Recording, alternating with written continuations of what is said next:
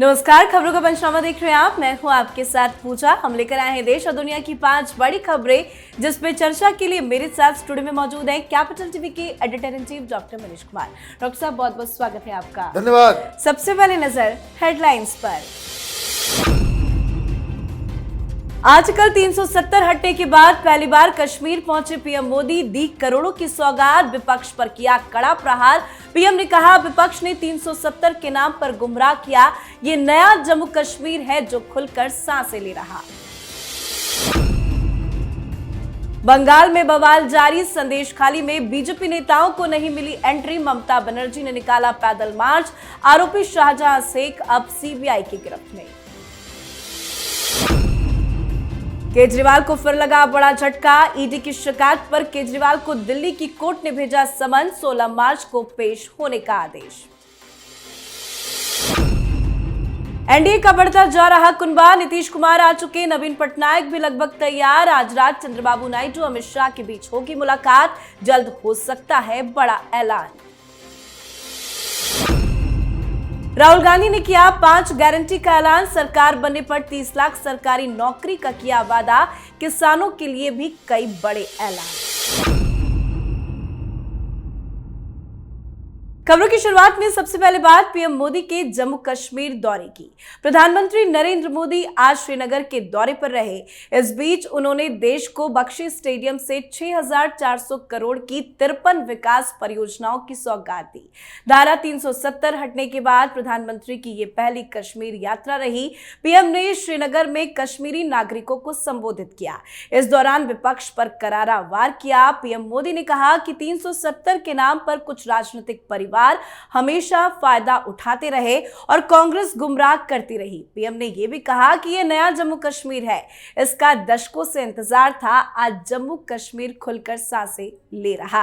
370 हटने के बाद पहली बार पीएम मोदी का यह यात्रा देखा जाए तो किन किन मामलों में खास रहा? देखिए, आज प्रधानमंत्री मोदी जो गरजे हैं वो बॉर्डर के इस पार और बॉर्डर के उस पार, उन दोनों के लिए कान का चदरा फाड़ने वाला बयान था। क्या ये लोग कह रहे थे? आर्टिकल 370 हटा तो खून की नदियां बह जाएगी।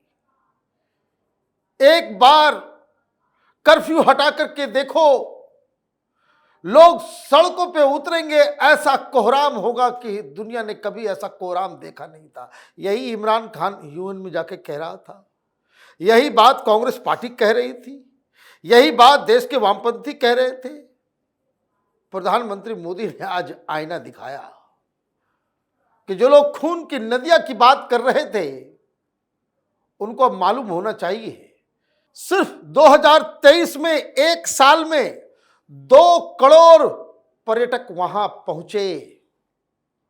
ये कम बड़ी बात है? कम बड़ी बात है? ये खून की नदियां बह रही है। जब इनका 370 चल रहा था, लोग वहां जाने से डरते थे, पथराव होता था। कहां गया वो गैंग? अचानक से सब कुछ बंद हो गया। लोग प्रधानमंत्री के साथ सेल्फी लेने के लिए किस तरह, छोटे छोटे बच्चे किस तरीके से वो क्वेश्चन आंसर सेशन भाषण के दौरान, ऐसा देखा नहीं प्रधानमंत्री को करते हुए। कश्मीर में वो कर रहे हैं। एक बहुत बड़ा काम हिंदुस्तान ने बड़ी सफलता, बड़ी सफाई, बिना किसी हिंसा के वो हासिल हमने किया है। और इसके लिए प्रधानमंत्री मोदी, अमित शाह और लेफ्टिनेंट गवर्नर सिन्हा साहब को बधाई देने की आवश्यकता है, क्योंकि जिस हिसाब से कश्मीर के अंदर बदलाव हुए हैं, और ये मैं आपको बता दूं, सबसे बड़ा तमाचा तब लगेगा, जम्मू तो छोड़ दीजिए, वैली के अंदर ऐसी स्थिति बन रही है कि भारतीय जनता पार्टी एक सीट जीत सकती है। और एक भी सीट अगर उस वैली के अंदर से भारतीय जनता पार्टी हासिल करने में कामयाब हो जाती है, कश्मीर का डिबेट सदा के लिए खत्म हो जाएगा। और वो तमाम दलाल पत्रकार, वो एकेडमिशियंस, प्रोफेसर्स, इन सब के चेहरे पे कालिख पुतने वाली है। जी। अब बात पश्चिम बंगाल में मची संदेश खाली को लेकर बवाल की। कलकत्ता हाईकोर्ट के फैसले के बाद सीबीआई ने शाहजहां शेख को अपनी कस्टडी में ले लिया है, जिससे ममता बनर्जी की मुश्किलें बढ़ गई है। बंगाल की मां माटी मानुस के मुद्दे पर एक हफ्ते से लगातार प्रधानमंत्री मोदी के डबल अटैक के बाद अब मुख्यमंत्री ममता बनर्जी भी बंगाल की सड़कों पर उतरी है। ममता बनर्जी ने आज कोलकाता में 3 किलोमीटर लंबा पैदल मार्च निकाला, तो उधर संदेश खाली जा रहे बीजेपी के प्रतिनिधि मंडल को आज फिर बीच रास्ते में ही रोक दिया गया। साथ ही आज एक बड़ी खबर भी सामने आई। कलकत्ता हाईकोर्ट के पूर्व जस्टिस अभिजीत गंगोपाध्याय बीजेपी में शामिल हो गए हैं। अब पैदल मार्च निकालकर ममता बनर्जी को क्या फायदा होगा? देखिए, ममता बनर्जी का सिंहासन अब डोलने लग गया है। ममता बनर्जी चुनाव जीतती है इस शाहजहां शेख जैसे गुंडों के कंधों पे। ये लोग बूथ मैनेज करते हैं, इलाका मैनेज करते हैं। केंद्र सरकार को इस तरह के 10-15 बड़े बड़े गुंडों को चिन्हित करके जेल में आप डालो, ममता बनर्जी का पूरा जो पोल मैनेजमेंट है वो धाराशायी हो जाए। ये इस तरह की राजनीति है। और कोई दूसरा राज्य होता, विपक्ष के नेता वहां जाने की कोशिश कर रहे होते और उन्हें रोक दिया गया होता, धक्का मुक्की, मार पीट, गिरफ्तारी, जिस तरह की तस्वीरें बंगाल से आ रही है, पूरी मीडिया हाय तौबा कि फासिज्म आ गया। यही करते ना ये लोग। लेकिन अभी पिन ड्रॉप साइलेंस है। क्यों? क्योंकि सबको मालूम है कि शाहजहां शेख और जो तमाम गिरफ्तारियां हो रही हैं उसकी वजह से नॉर्थ 24 परगना और साउथ 24 परगना तृणमूल के हाथ से फिसलता चला जा रहा है। और जैसे जैसे ये मामला बढ़ता चला जाएगा, जैसे जैसे और भी गिरफ्तारियां होती चली जाएंगी, ममता बनर्जी की धड़कनें बढ़ेंगी और टीएमसी की सीटें घटेंगी। भारतीय जनता पार्टी को इस मुद्दे को पकड़ के रखना चाहिए। मामला भारतीय जनता पार्टी के फेवर में है। और आपने अभिजीत गांगुली साहब की बात कर दी। भारतीय जनता पार्टी को इस तरह के कंट्रोवर्सी से अभी दूर रहना चाहिए। आपने बैठे बिठाए एक मुद्दा दे दिया कि जज रिटायर करते, हालांकि वो कर सकते हैं, कानून के हिसाब से कोई गलती नहीं है, लेकिन आपने एक मौका दे दिया कि भाई जुडिशरी भी जो है वो मोदी के सामने जो है वो उनको आप स्थापित करते। कुछ समय बाद there has to be a cool off period. जज सीधे कूद के राजनीति में उन्हें नहीं आना चाहिए। ये बैठे बिठाए आप विपक्ष को एक मुद्दा देने जैसी बात है। ऑलरेडी बंगाल के अंदर आप अच्छे पोजीशन में हो, आज चुनाव हो जाए, ममता बनर्जी बुरी तरीके से हारेगी। ममता बनर्जी टीएमसी से ज्यादा सीटें भारतीय जनता पार्टी को आएंगी, लेकिन फिर भी इस तरह की हरकत क्यों हो रही है ये समझ के बाहर है। जी। अब बात दिल्ली की राजनीति की, जहां केजरीवाल बुरे फंसते जा रहे हैं। केजरीवाल को फिर से आज बड़ा झटका लगा है। दिल्ली की राउज एवेन्यू कोर्ट ने दिल्ली शराब घोटाले की मनी लॉन्ड्रिंग मामले में समन का पालन नहीं करने के लिए ईडी की दूसरी शिकायत पर अरविंद केजरीवाल को आज नया समन जारी किया है। केजरीवाल को 16 मार्च को अदालत में पेश होने को कहा गया है। अब केजरीवाल को पेश होना ही होगा। बचने के रास्ते खत्म होते जा रहे हैं। आनंद फानंद में आज केजरीवाल ने इमरजेंसी कैबिनेट बैठक भी बुलाई थी। क्या केजरीवाल 16 तारीख को पेश होंगे? देखिए, ये केजरीवाल है, ये कुछ भी कर सकता है। कह देगा कि भाई ये जो कोर्ट का आदेश है वही इलीगल है। आप ये समझिए, ये बहाना बनाने में कोई छोटा मोटा व्यक्ति नहीं है।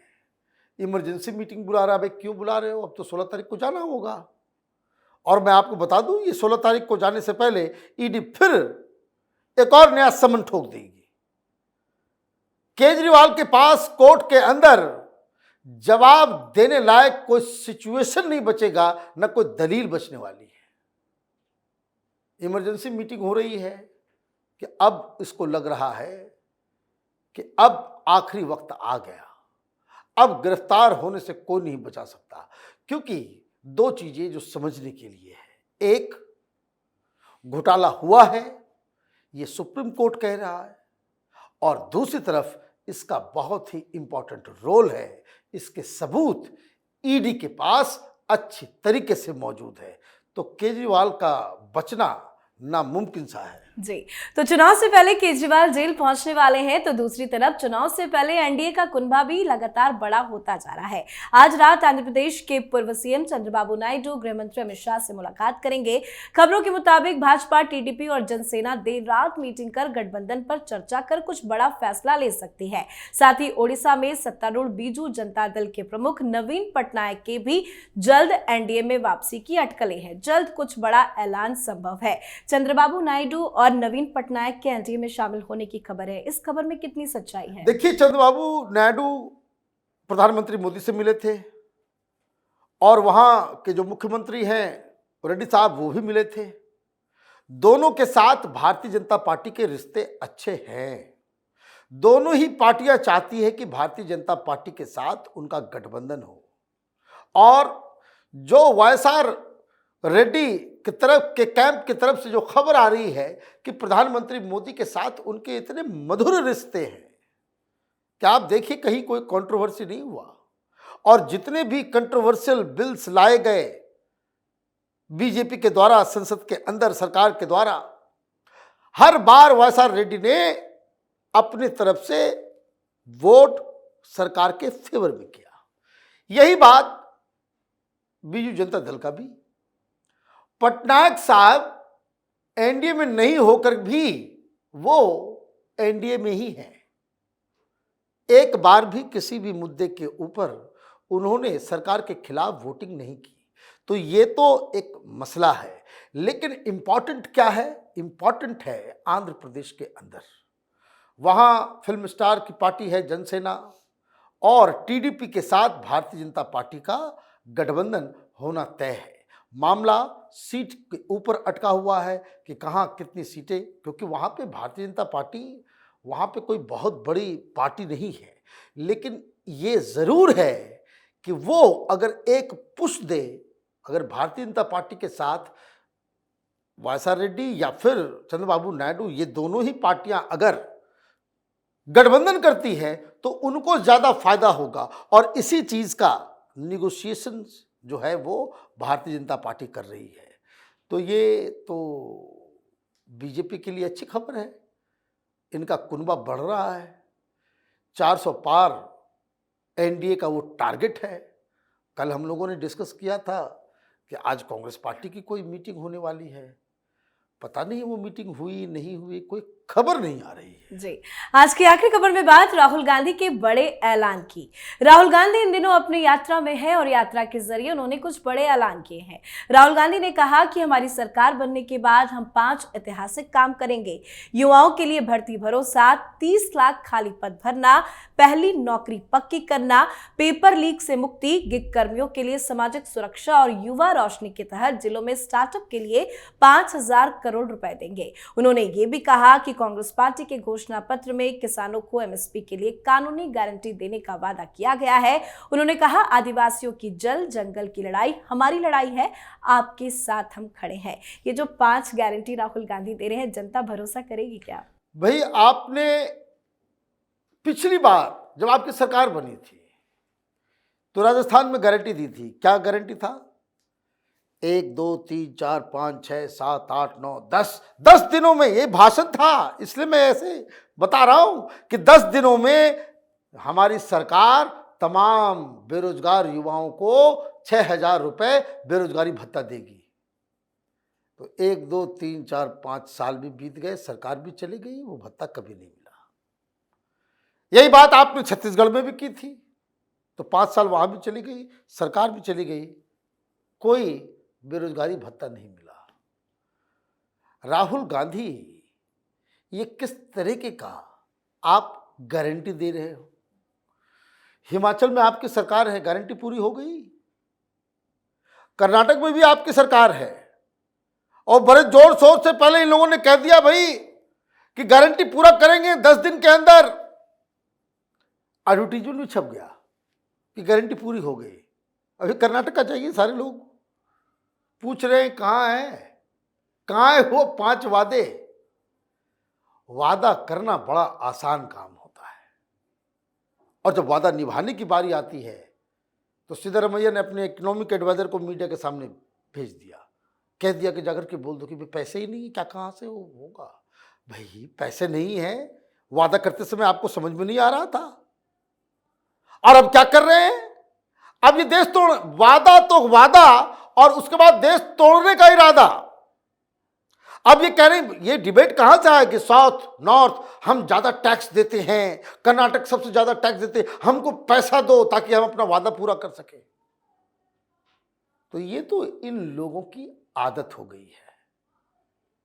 राहुल गांधी वादा करेंगे, उसको पूरा करेंगे। वो कहते हैं, एक कहावत है यूपी बिहार में कि न होगा 9 मन धान, न राधा नाचेगी। तो राहुल गांधी को वादा करने दीजिए, उससे कोई फर्क नहीं पड़ता। जी, बहुत बहुत धन्यवाद सर बातचीत के लिए। धन्यवाद। खबरों का पंचनामा में आज के लिए फिलहाल इतना ही। देश विदेश की बाकी खबरों और उनके सटीक एनालिसिस के लिए देखते रहिए कैपिटल टीवी। हमें लाइक कीजिए, शेयर कीजिए और कैपिटल टीवी को सब्सक्राइब कीजिए। नमस्कार।